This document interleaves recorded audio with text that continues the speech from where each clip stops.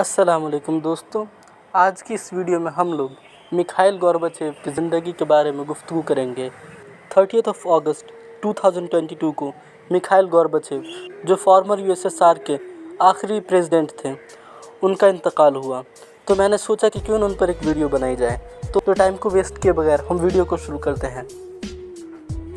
Gorbachev का जन्म 1931 में सदर्न रशिया के एक रीजन स्टेवरोपोल के एक गांव प्रिवोल्नोय में हुआ।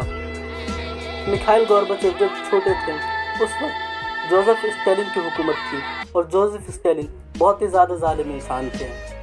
कहा जाता है कि उन्होंने करोड़ों लोगों की हत्या करवाई और बहुत सारे लोगों को जेल में बंद किया। यहाँ तक कि मिखाइल गोर्बाचेव के दादा, जिनका नाम अंद्री था, उन्होंने 9 साल स्टालिन की हुकूमत में जेल में बिताए और 1941 में सेकेंड वर्ल्ड वॉर शुरू होने से कुछ दिन पहले उन्हें रिहा किया गया। जब सेकेंड वर्ल्ड वॉर शुरू होती है उस वक्त मिखाइल गोर्बाचेव की उम्र बहुत कम थी, इसलिए वो यूएसएसआर के लिए जंग नहीं कर सके। लेकिन उनके वालिद ने रेड आर्मी, जो यूएसएसआर की आर्मी थी, उसमें अपनी खिदमत अंजाम दी और वो यूएसएसआर की तरफ से जर्मनी के ख़िलाफ़ लड़े। और सेकेंड वर्ल्ड वॉर में ही मिखाइल गोर्बाचेव के बड़े भाई मारे जाते हैं। गोर्बाचेव की ज़िंदगी मुश्किल तो ज़रूर थी, लेकिन कभी भी उन्होंने अपने करियर के साथ समझौता नहीं किया। उनका एडमिशन कॉमसोमोल, जो यंग कम्युनिस्ट लीग था, उसके स्कूल में होता है और वो वहाँ पर बहुत अच्छे मार्क्स लाते हैं और 15 साल की उम्र में उस स्कूल से पास होकर निकल जाते हैं। 1950 में मॉस्को स्टेट यूनिवर्सिटी में एडमिशन लेते हैं, वहाँ पर वो लॉ की पढ़ाई करते हैं। इसी दरमियान 1952 में वो कम्युनिस्ट पार्टी के मेंबर बन जाते हैं। ग्रेजुएशन के दौरान ही उनकी मुलाकात रईसा मैक्सिमोवना टिटोरेंको से हो जाती है और फिर दोनों में नज़दीकियाँ बढ़ती हैं। 1955 में इनका ग्रेजुएशन कंप्लीट होता है। ग्रेजुएशन कंप्लीट होने से कुछ दिनों पहले ही रईसा और गोर्बाचेव शादी कर लेते हैं। फिर उनकी एक बेटी होती है जिसका नाम वो लोग इरीना रखते हैं। गोर्बाचेव एक बहुत ही इंटेलिजेंट इंसान थे। जब उन्हें लॉ की डिग्री मिल जाती है तब वो वापस स्टेवरोपोल आ जाते हैं और पार्टी के लिए काम करने लगते हैं। 1970 में वो रीजनल पार्टी कमेटी के फर्स्ट सेक्रेटरी बनते हैं और अगले साल ही वो कम्युनिस्ट पार्टी के सेंट्रल कमेटी के मेंबर अपॉइंट किए जाते हैं। उसके बाद 1978 में उन्हें बहुत बड़ा प्रमोशन मिलता है, जिसकी वजह से वो मॉस्को जाते हैं। वहाँ पर उन्हें सेंट्रल कमेटी का सेक्रेटरी बनाया जाता है, जिसकी वजह से उन्हें एग्रीकल्चर का इंचार्ज बनाया जाता है। अगले साल यानी 1979 में गोर्बाचेव पॉलिट ब्यूरो के कैंडिडेट मेंबर बनते हैं। पॉलिट ब्यूरो सोवियत यूनियन की रूलिंग बॉडी थी और 1980 में वो पॉलिट ब्यूरो के फुल मेंबर बन जाते हैं। गोर्बाचेव अपनी जहानत और अपनी समझदारी की वजह से प्रमोशन करते जा रहे थे। जब गोर्बाचेव तरक्की कर रहे थे उस वक्त ब्रेजनेव की हुकूमत थी। ब्रेजनेव 1964 से 1982 तक यूएसएसआर के प्रेसिडेंट रहते हैं और उनकी डेथ के बाद एंद्रोपोव 1982 से 1984 तक यूएसएसआर के प्रेसिडेंट रहते हैं। इनकी हुकूमत तकरीबन 15 महीने थी और फिर उनके बाद चेरनेंको बनते हैं, जो 1984 से 1985 तक रहते हैं। इन्हीं वक्तों में मिखाइल गोर्बाचेव पॉलिट ब्यूरो के एक प्रोमिनेंट मेंबर बन चुके थे। 10 मार्च 1985 को चेरनेंको की वफ़ात हो जाती है और अगले दिन ही मिखाइल गोर्बाचेव को कम्युनिस्ट पार्टी के जनरल सेक्रेटरी का ओहदा मिलता है। अब वो जनरल सेक्रेटरी तो बन जाते हैं, लेकिन फिर भी पॉलिट ब्यूरो के यंगेस्ट मेंबर रहते हैं। अब गोर्बाचेव का इरादा था कि अपनी पावर को सोवियत लीडरशिप में बढ़ाएं। उनका टारगेट था कि जब वो सोवियत लीडरशिप में स्ट्रांग हो जाएंगे तब जो रशियन इकोनॉमी, जो सोवियत इकोनॉमी ब्रेजनेव के वक्त में बहुत ज़्यादा गिर गई थी, उसको फिर से खड़ा करेंगे, जिसकी वजह से उन्होंने मेजर्स लिए, लेकिन कुछ खास फ़ायदा नहीं हुआ। मिखाइल गोर्बाचेव एक लिबरल माइंडेड इंसान थे।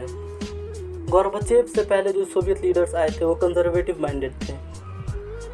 वो यूएसए वगैरह में नहीं जाते थे क्योंकि कोल्ड वॉर हो रहा था ना। एक तरफ कैपिटलिस्ट इकोनॉमी थी जिस तरफ अमेरिका, कनाडा, इंग्लैंड और यूरोप की कुछ कंट्रीज़ और थी, और दूसरी तरफ कम्युनिस्ट कंट्रीज़ थी, जिसकी वजह से सोवियत लीडर्स कैपिटलिस्ट कंट्रीज़ में जैसे अमेरिका, इंग्लैंड वगैरह में नहीं जाते थे।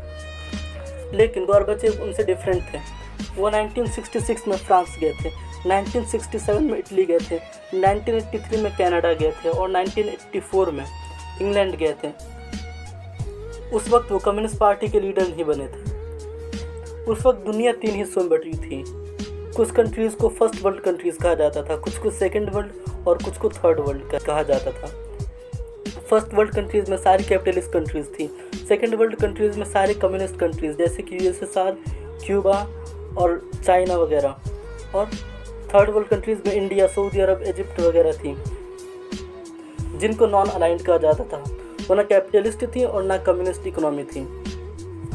तो जब गॉर्बाचेव पार्टी के लीडर बनते हैं तो वेस्टर्नर्स जैसे अमेरिकन और ब्रिटिश वगैरह थे, तो उनको बहुत ज़्यादा उम्मीदें गॉर्बाचेव से रहती हैं, क्योंकि दुनिया में कोल्ड वॉर चल रहा था, पूरी दुनिया डिस्टर्ब थी और मिखाइल गॉर्बाचेव पीस कायम कर सकते थे।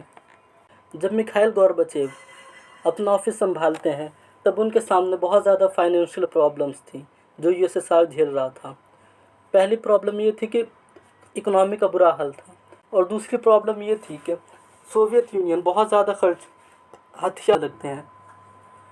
1979 में जब ब्रेज़नेव यूएसएसआर के प्रेसिडेंट थे तब उन्होंने सोवियत फोर्सेस को अफ़गानिस्तान पर हमला करने का हुक्म दिया था, जिसकी वजह से अफ़गानिस्तान में ख़तरनाक लड़ाई चल रही थी। एक तरफ सोवियत आर्मी थी और दूसरी तरफ अफ़गानी कबायली लोग थे।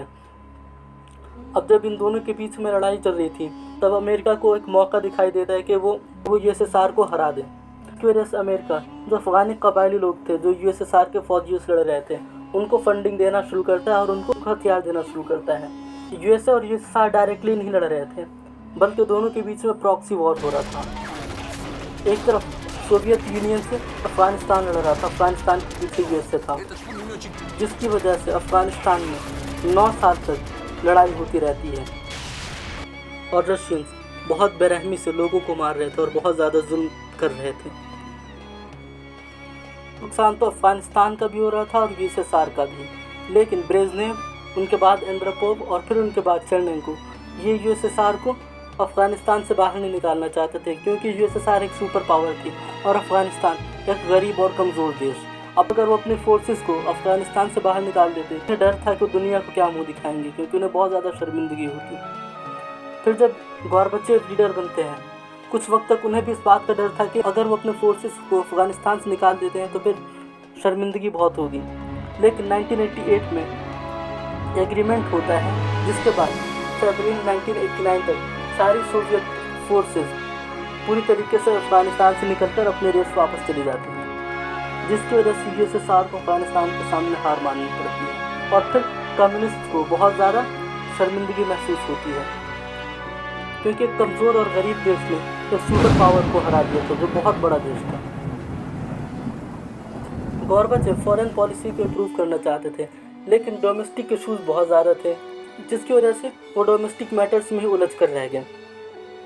उन्होंने कुछ प्रोग्राम्स बनाए। पहला उनका प्रोग्राम था पेरेस्ट्रोइका, जिसका मतलब है रिस्ट्रक्चरिंग। जब उन्होंने इकोनॉमी को रिस्ट्रक्चर करने का इरादा किया तब जो गवर्नमेंट एंटरप्राइजेज थी यूएसएसआर में, उसमें से अपने स्टेक्स कम करने लगे और कुछ प्राइवेट एंटरप्राइज को लीगलाइज कर दिया कि अब वो अपना बिजनेस कर सकती हैं।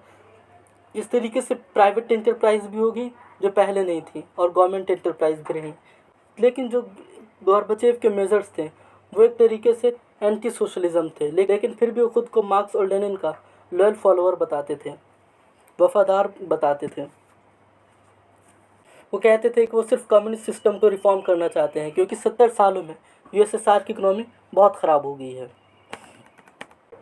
पेरेस्ट्रोइका के बाद उन्होंने जो सबसे अहम पॉलिसी को बनाया वो ग्लासनोस्ट था। ग्लासनोस्ट का मतलब होता है ओपननेस, जिसको गॉर्बाचेव ने 1986 में इंस्टीट्यूट किया। उसकी वजह से गॉर्बाचेव ने जो भी जर्नलिस्ट थे जो यूएसएसआर में थे उनको इजाज़त दे दी कि वो अपने व्यूज़ को, अपने थॉट्स को, अपने एक्सप्रेशन को पब्लिश कर सकते हैं और वो किसी के ख़िलाफ़ भी लिख सकते हैं। पहले होता था स्टालिन के वक्त, ख्रुश्चेव, ब्रेज़नेव और चेरनेंको के वक्त होता था कि गवर्नमेंट के या फिर सोवियत यूनियन के या फिर कम्युनिस्ट पार्टी के अगेंस्ट बोलोगे तो जेल में डाल दिया जाएगा। उन्होंने इजाज़त दे दी कि जो सोवियत जर्नल्स होंगे ना वो गवर्नमेंट की पॉलिसीज़ को, कम्युनिस्ट पार्टी को, हाई गवर्नमेंट ऑफिशियल्स, यहाँ तक कि गॉर्बाचेव को भी क्रिटिसाइज़ कर सकते हैं। और इसके बाद 1989 में उन्होंने एक और अहम कदम उठाया। वो यूएसएसआर में डेमोक्रेसी लाना चाहते थे। जब यूएसएसआर में इलेक्शन होता था तो सोवियत पार्लियामेंट, जिसका हाउस है काउंसिल ऑफ पीपल डिप्यूटीज़, इसमें कुछ लोग ही पार्टिसिपेट करते थे, जिसमें 90% जो कैंडिडेट थे वो कम्युनिस्ट पार्टी के होते थे और 10% जो लोग थे वो दूसरी छोटी छोटी पार्टीज़ के होते थे। वहाँ पर इलेक्शन बैलेट पेपर पर होता था और ईमानदारी से वोट को काउंट किया जाता था। लेकिन फिर भी जो लोग जीतते थे वो कम्युनिस्ट पार्टी के ही होते थे। 1917 से लेकर अब तक 1917 से लेकर 1989 तक यही हो रहा था कि 90% जो कैंडिडेट्स होंगे वो कम्युनिस्ट पार्टी के होंगे। लेकिन उनकी इस पॉलिसी की वजह से बहुत सारे लोगों ने इलेक्शन में पार्टिसिपेट किया, बहुत सारी पॉलिटिकल पार्टीज़ यूएसएसआर में बन गई। और जब इलेक्शन हुआ तो बहुत ज़्यादा पॉलिटिशियंस जो कम्युनिस्ट पार्टी के नहीं थे वो भी लड़े। जो रिज़ल्ट आया वो कम्युनिस्ट पार्टी के लिए अच्छा नहीं था, क्योंकि बहुत ज़्यादा जो कम्युनिस्ट पार्टी के दिग्गज नेता थे वो हार चुके थे। दूसरी पार्टी के पॉलिटिशियंस जिनको गवर्नमेंट के ख़िलाफ़ बोलने की इजाज़त नहीं थी वो जीत चुके थे। अब इस तरीके और फिर यूएसएसआर में कम्युनिस्ट पार्टी के बुरे दिन शुरू हो जाते हैं। उन्होंने यूएसएसआर में बहुत अच्छे रिफॉर्म्स लिए, लेकिन फिर भी वो यूएसएसआर को यूनाइट करके नहीं रख पाए। 1989 से लेकर 1990 का वक्त कम्युनिस्ट पार्टी के लिए और सोवियत यूनियन के लिए अच्छा नहीं होता है, क्योंकि ईस्टर्न यूरोप की कुछ कंट्रीज़ जो यूएसएसआर का पार्ट थी, जिसमें Poland, Hungary, Czechoslovakia, Bulgaria, Romania और ईस्ट जर्मनी थे, ये यूएसएसआर से अलग होने लगते हैं। इनमें भी इलेक्शन होता है तो जो लीडर्स जीतते हैं वो कम्युनिस्ट पार्टी के नहीं होते हैं। गॉर्बाचेव कम्युनिस्ट पार्टी के जनरल सेक्रेटरी थे, वो यूएसएसआर के प्रेसिडेंट नहीं थे। मई 1989 में गॉर्बाचेव सोवियत यूनियन के प्रेसिडेंट भी बन जाते हैं। जब वो प्रेसिडेंट बनते हैं तो जो कोल्ड वॉर तकरीबन 40 साल से चल रही थी उसको ख़त्म कर देते हैं। गॉर्बाचेव रिफॉर्म लाना चाहते थे, इसलिए जो रिफॉर्मिस्ट कम्युनिस्ट थे वो सारे लोग गॉर्बाचेव के साथ खड़े हो जाते हैं और Soviet block countries of eastern Europe जो थी वो यूएसएसआर से अलग होने लगती हैं। जब मिखाइल गॉर्बाचेव प्रेसिडेंट बन जाते हैं तो जो ईस्टर्न यूरोप के जिन कंट्रीज़ में नॉन कम्युनिस्ट गवर्नमेंट आई थी उनको आज़ादी चाहिए थी, इसलिए मिखाइल गॉर्बाचेव वहाँ से रशियन ट्रूप्स को वापस करने लगते हैं और जो भी रिफॉर्मिस्ट कम्युनिस्ट थे वो गॉर्बाचेव का साथ देते हैं। उन्होंने बहुत अच्छे मेजर्स लिए थे, उन्होंने बहुत अच्छे रिफॉर्म्स किए थे, जिसकी वजह से 1990 में उन्हें पीस में नोबेल प्राइज़ मिलता है। जब मिखाइल गॉर्बाचेव प्रेसिडेंट बन जाते हैं तो डिसेंट्रलाइजेशन करना चाहते थे, क्योंकि वो नहीं चाहते थे कि सारी पावर सिर्फ यूएसएसआर के प्रेसिडेंट के पास रहे, बल्कि जो कंट्रीज़ यूएसएसआर के अंडर हैं, बहुत सारी कंट्रीज़ यूएसएसआर के अंडर थी, जैसे कि Latvia, Lithuania, Uzbekistan, Azerbaijan, Armenia और यूक्रेन वगैरह, तो चाहते थे कि इनके भी कोई लीडर हो, इनका भी प्रेसिडेंट बनाया जाए, जिसकी वजह से इलेक्शन होता है और बोरिस येल्सिन रशिया के प्रेसिडेंट बनते हैं।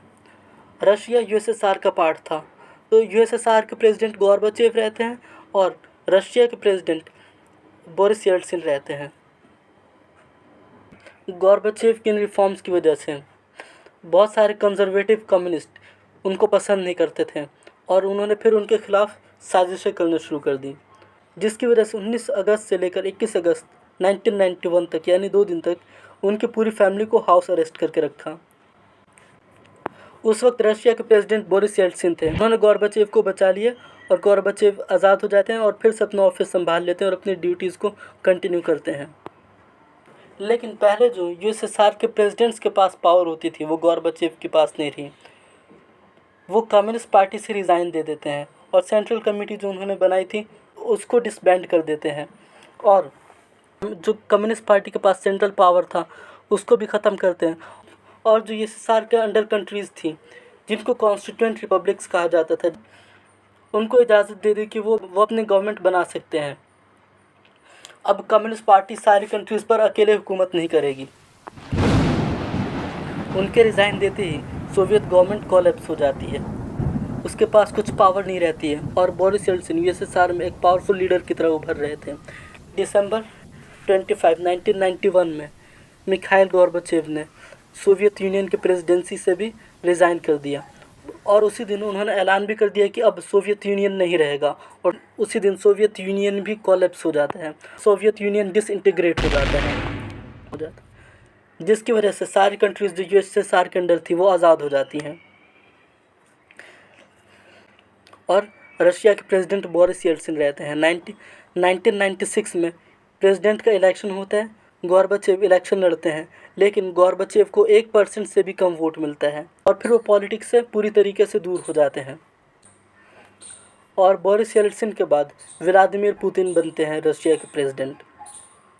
मिखाइल गोर्बाचेव एक इन्फ्लुएंशियल फिगर थे, जिनके रिफॉर्म्स की वजह से माइकल एच हार्ट जो अमेरिकन ऑथर हैं उन्होंने बहुत तारीफ़ की थी और अपनी famous book the 100 a ranking of the most influential persons in history में 95th रैंक दिया है।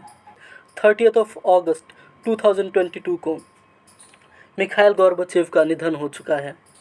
अगर आपको ये वीडियो पसंद आए तो प्लीज़ लाइक कीजिए और शेयर कीजिए, और हमारे चैनल को सब्सक्राइब करना मत भूलिए, क्योंकि बहुत ज़्यादा मेहनत लगी इस वीडियो को बनाने में और इन्फॉर्मेशन को कलेक्ट करने में। Thank you and have a very good day.